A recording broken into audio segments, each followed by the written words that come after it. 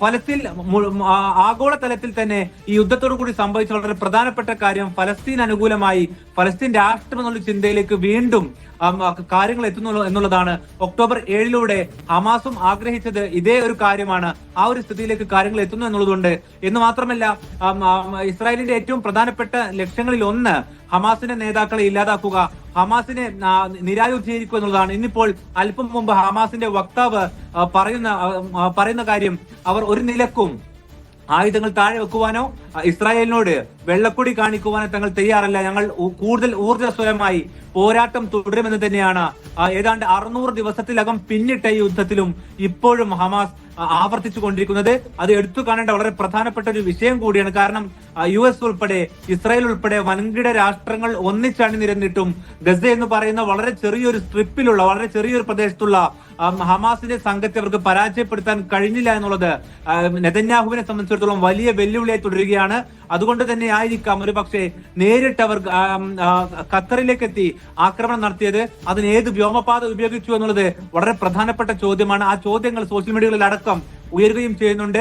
2 വഴികളിലൂടെ മാത്രമേ അവർക്ക് ഈ ആക്രമണം നടത്താൻ കഴിയുള്ളൂ. അതിലൊന്ന് സൗദി അറേബ്യയുടേതാണ്, അല്ലെങ്കിൽ അവർക്ക് ഇറാഖിന് മുകളിലൂടെ മാത്രമാണ് ഈ വിമാനങ്ങൾക്ക് ഇങ്ങോട്ട് എത്താൻ കഴിയുക. ഏതാണ്ട് 10 പോർ വിമാനങ്ങൾ ഈ ആക്രമണത്തിൽ ദോഹയിലേക്കുള്ള ആക്രമണത്തിൽ പങ്കെടുത്തിട്ടുണ്ട്. 10ഓളം ബോംബുകൾ വർഷിച്ചിട്ടുണ്ട്. ഇത്ര മാരകമായ രീതിയിൽ ഒരു GCC രാഷ്ട്രത്തിന് നേരെ ആക്രമണം സമീപകാലത്തൊന്നും നമ്മുടെ ഓർമ്മയിലൊന്നും ഉണ്ടായിട്ടില്ല, പ്രത്യേകിച്ച് ഇസ്രായേലിന്റെ ഭാഗത്തുനിന്നും. അതുകൊണ്ട് തന്നെ അവരെ സംബന്ധിച്ചിടത്തോളം ഇതൊരു അഭിമാന നിമിഷം കൂടിയാണ്. ഏത് തരത്തിൽ ഇത് നേരിടണമെന്നുള്ളത് GCC രാഷ്ട്രങ്ങളെ സംബന്ധിച്ചിടത്തോളം അഭിമാന നിമിഷമാണ്. അതുകൂടി ചൂണ്ടിക്കാട്ടിക്കൊണ്ടാണ് ഇപ്പോൾ ഇറാന്റെയും ഹൂത്തികളുടെയും എല്ലാം തന്നെ പ്രതികരണം വരുന്നത്. ഒപ്പം തന്നെ തുർക്കിയുടെ നിലപാടും ഇതിൽ വളരെ നിർണായകമാണ്. കാരണം ഈ മേഖലയിൽ ഇസ്രായേലുമായി നേരത്തെ വ്യാപാര ബന്ധം ഉൾപ്പെടെ ഉണ്ടായിരുന്ന ഒരു കക്ഷി കൂടിയാണ് തുർക്കി ഉൾപ്പെടെ നേരത്തെ അല്പ ദിവസം മുമ്പ് അവരുമായുള്ള വ്യാപാര കരാർ റദ്ദാക്കുന്നതിലേക്ക് നീങ്ങിയിരുന്നു. പുതിയ സാഹചര്യം ഈ തരത്തിൽ രാഷ്ട്രീയമായിട്ടുള്ള ഏതെല്ലാം പ്രത്യാഘാതം ഉണ്ടാക്കുമെന്നുള്ളതാണ് എല്ലാവരും ഉറ്റുനോക്കുന്ന കാര്യം. അവരെല്ലാവരും ആവർത്തിച്ച് പറയുന്നത് ഖത്തർ എന്ത് നിലപാടെടുക്കുന്നുവോ അതിന്റെ കൂടെ ഞങ്ങൾ നിൽക്കുമെന്നുള്ളതാണ് GCC കൗൺസിലും GCC രാഷ്ട്രങ്ങളും ഒരുപോലെ ആവർത്തിച്ച് പറയുന്നത്. ഇന്ന് പക്ഷേ അല്പസമയത്തിനകം ഖത്തറിന്റെ പ്രതികരണം ഈ വിഷയത്തിൽ കൂടുതൽ വ്യക്തതയോടുകൂടി വരുമെന്ന് പ്രതീക്ഷിക്കുന്നു. അങ്ങനെയെങ്കിൽ അതിനുശേഷമായിരിക്കും ഒരു പക്ഷേ ഈ രാഷ്ട്രങ്ങളുടെയും നിലപാട് എന്തായിരിക്കും എന്നുള്ളത് നമുക്ക് അറിയാനാവുക. ഒരു പക്ഷേ ഒരു യുദ്ധത്തിലേക്ക് പോകുന്ന അല്ലെങ്കിൽ തിരിച്ചടിയിലേക്ക് ആക്രമണത്തിലൂടെ പോകുന്ന സാഹചര്യം ഉണ്ടാകുമെന്ന് പ്രതീക്ഷിക്കുന്നില്ല. പക്ഷേ ഈ വിഷയത്തിൽ ഏറ്റവും എല്ലാവരും ഉറ്റുനോക്കുന്ന കാര്യം US-ന്റെ ഇടപെടലാണ്. കാരണം ഇന്ന് വൈകുന്നേരം നെതന്യാഹുവിന്റെ ഓഫീസ് ഈ ആക്രമണത്തിൽ തങ്ങൾക്ക് മാത്രമാണ് പങ്ക്, ഞങ്ങൾക്കാണ് പൂർണ്ണ ഉത്തരവാദിത്വം, മറ്റൊരു കക്ഷിക്കും ഇതിൽ ഉത്തരവാദിത്തമില്ല എന്ന് ആവർത്തിച്ച് പറഞ്ഞതിന് പിന്നാലെ AFPയോട് വൈറ്റ് ഹൌസിന്റെ വക്താവ് പറഞ്ഞത് ഞങ്ങൾക്ക് ഈ വിവരം നേരത്തെ തന്നെ ഇസ്രായേലിന്റെ പക്ഷത്തിൽ നിന്നും ലഭിച്ചിട്ടുണ്ട് എന്നുള്ളതാണ്. പേര് വെളിപ്പെടുത്താതെ അദ്ദേഹം പറഞ്ഞത്.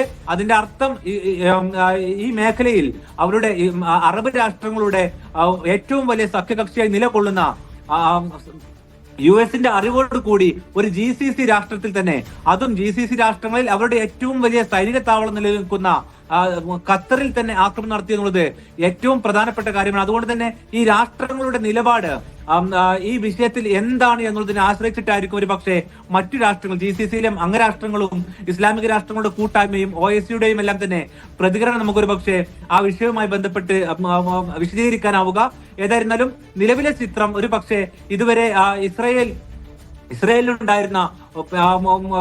ഇസ്രായേലിനെതിരായിട്ടുണ്ടായിരുന്ന വികാരം കൂടുതൽ ആളിക്കത്തിക്കുവാനുള്ള ഒരു സ്ഥിതിയിലേക്ക് എത്തിയിരിക്കുന്നു.